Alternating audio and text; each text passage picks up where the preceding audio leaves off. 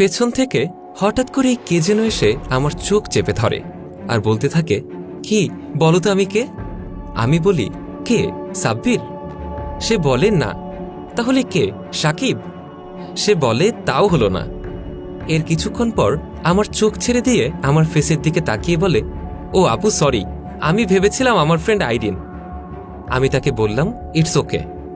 ছেলেটা যখন আমার চোখ ধরে রাখে তখনই আরেকজন আমার পকেটের ওয়ালেটটা চুরি করে নিয়ে যায়। এর কিছুক্ষণ পর যে আমার ওয়ালেটটা নিয়ে গিয়েছিল সে আবারও ফিরে এসে আমার পায়ের কাছে ওয়ালেটটা রেখে দেয় আর বলতে থাকে, এক্সকিউজ মি আপু, এইটা মনে হয় আপনার। আরে এটা তো আমারই ওয়ালেট, থ্যাঙ্কস গড। তারপরে আমি ওয়ালেটের ভেতরটা চেক করতে থাকি। লোকটা যখন চলে যাচ্ছিল তখনই আমি তাকে ডাক দেই, এক্সকিউজ মি, শুনুন তো, ওয়ালেটটা যখন চুরি করেছিলেন তাহলে আবার ফেরত দিলেন কেন? সেই ব্যক্তি তখন ছিছি করে বলে, সিসি এসব কি বলতেছেন আপা, আমি আপনার ওয়ালেট কেন চুরি করুম? আমি বলে বসলাম, আমি সবই জানি, এবার বলে ফেলুন তো কারণটা। আমি তো দেখছি আমার মানিব্যাগে যত টাকা ছিল তার থেকেও বেশি টাকা আছে।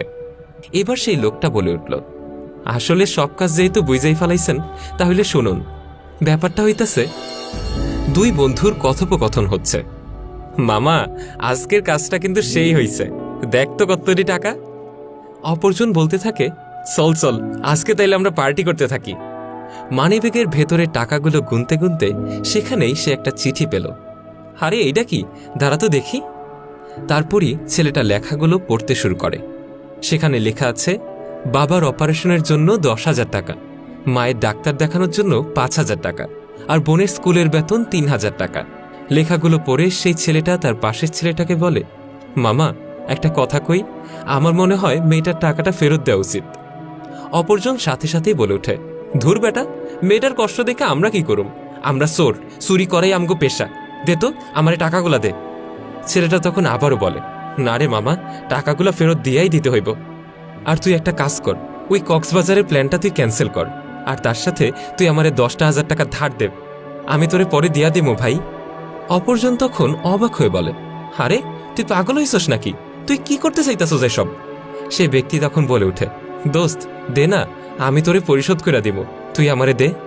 অপরজন তখন পকেট থেকে 10,000 টাকা বের করে দেয়। সেই ছেলেটা বলে, আচ্ছা থাক তাইলে, আমি একটু আসতেছি। এরপরই আমরা বর্তমানে ফিরে আসি। আমি সেই ব্যক্তিকে বললাম, তুই আজকে বড় বাচ্চা বেঁচে গেছিস, আজকে না হলে আমি তোকে 14 শিকের ভাত খাওয়াতাম।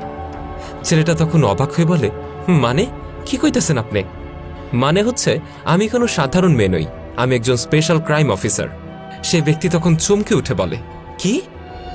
সারা সারা শোনো, এই যে দুটা ছেলেকে দেখতে পাচ্ছ, এদের নামে অনেক কমপ্লেন আছে, এরা নাকি চোর, তাই আমি চাই তুমি ভিকটিম সেজে এদেরকে চার্জ করো। আমি তখন বললাম, ওকে স্যার। কি পারবে না? অবশ্যই পারবো স্যার। এবার সেই ছেলেটা আমাকে বলে, সরি ম্যাডাম, আমি আর কখনো চুরি চিন্তায় কিছুই করুম না। ঠিক তখনই আমার ফোনে হঠাৎই একটা কল আসে।